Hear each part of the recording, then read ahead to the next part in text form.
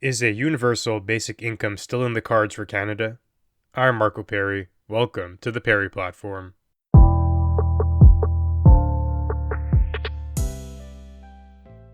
The National Post reports that the controversial idea of a guaranteed basic income, which could cost tens of billions of dollars each year, might be making its way to the House of Commons this spring in Canada.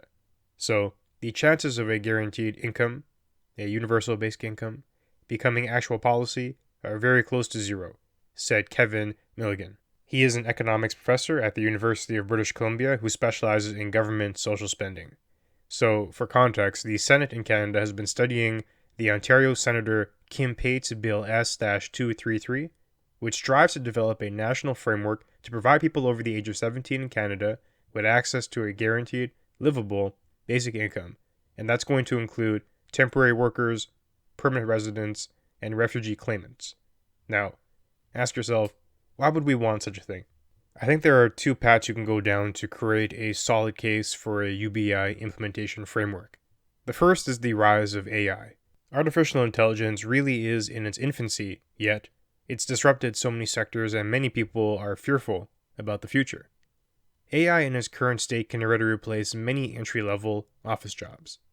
Now, people did predict that AI would disrupt maybe manual labor first, but the order of operations has been inversed. Eventually, though, everything is going to be impacted by AI.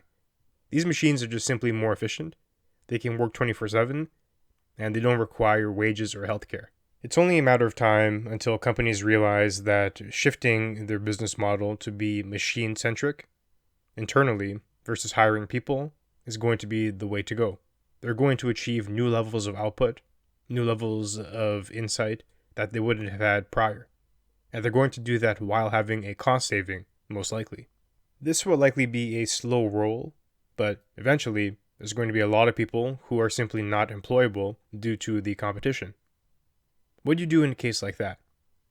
Many people float the idea of an efficiency tax that you levy against companies who are using AI to enhance their work. They're going to be generating a lot more value, and thus they should return some of that to society. And with a levy like that, you can fund something like a UBI, where people don't necessarily have to work anymore.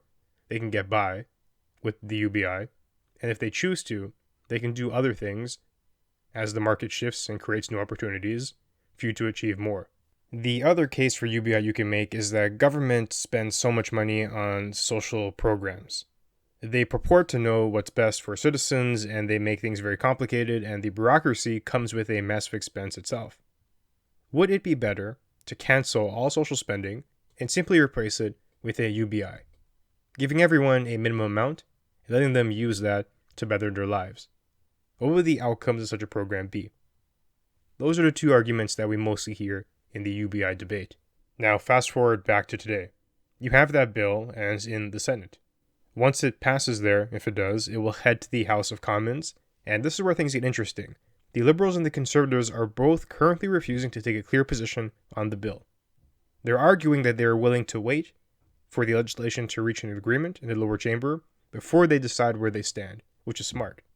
As a politician, you want to take the temperature of the room. You want to make sure you're not supporting something that has very little public support.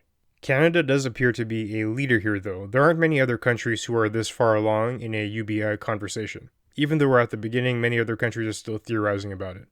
Now, whether that's a good thing or not, we'll have to see. Historically, many progressive senators and Liberal MPs have been championing the idea of a basic income for years, and seem to take on a new form of vigor during the pandemic. This happened as Ottawa rolled out large, widespread income supports. Even then, Trudeau seems to have taken a different approach. He's been on record not sounding very enthusiastic about the idea.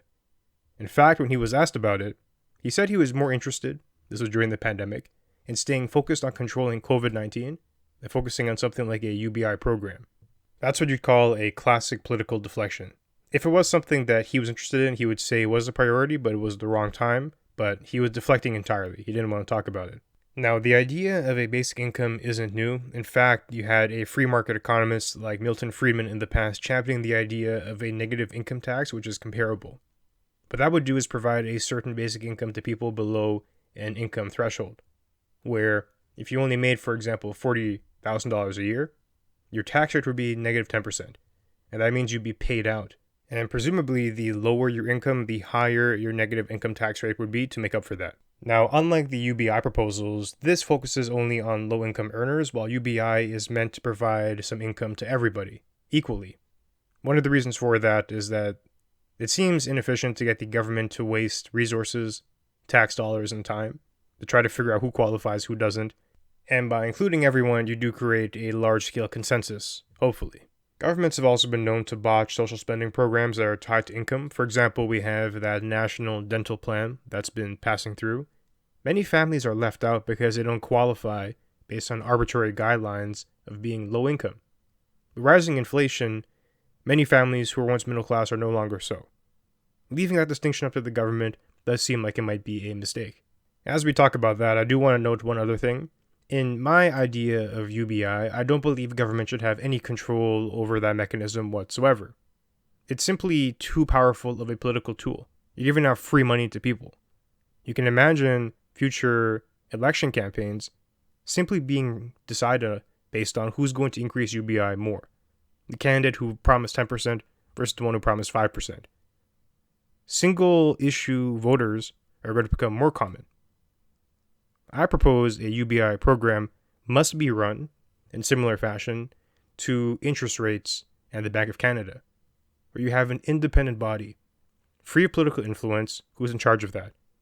And you can't have a prime minister running on altering it, the same way you can't have a PM running on reducing interest rates. It'd be too disastrous to a democracy. There are other caveats to talk about as well, but I do think this conversation does need a reality check, and that was one of the purposes of this National Post article.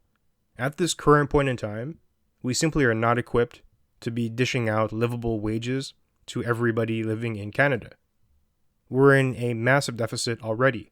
We blew out our budgets during COVID by implementing silly ideas like CERB. And that's in conjunction with still spending enormously on other social programs. First of all, if a UBI is going to work, we have to have very fiscal finances.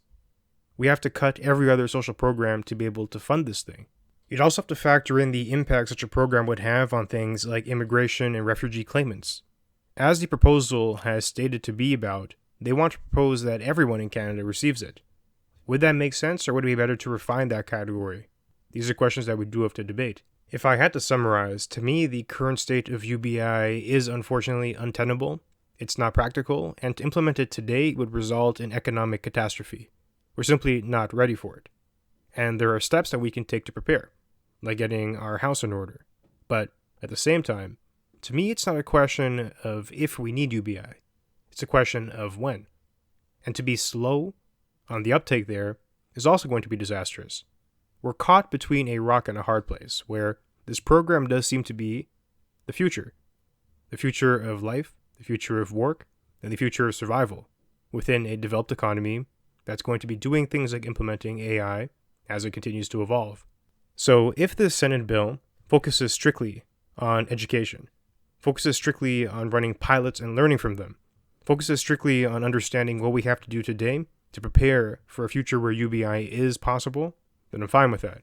But to rush to implement it, to do something silly because it's tied to election promises, that's a disaster waiting to happen. UBI is both promising and scary. So I do hope we tread carefully here, but it is the path forward. Now with that, it does bring us to the end of our conversation for today. If you enjoyed the material, be sure to leave a review and share. It'll help us grow. And you can find me online at perryplatform.org and on social media at perryplatform. Thanks for joining me, and I'll see you soon.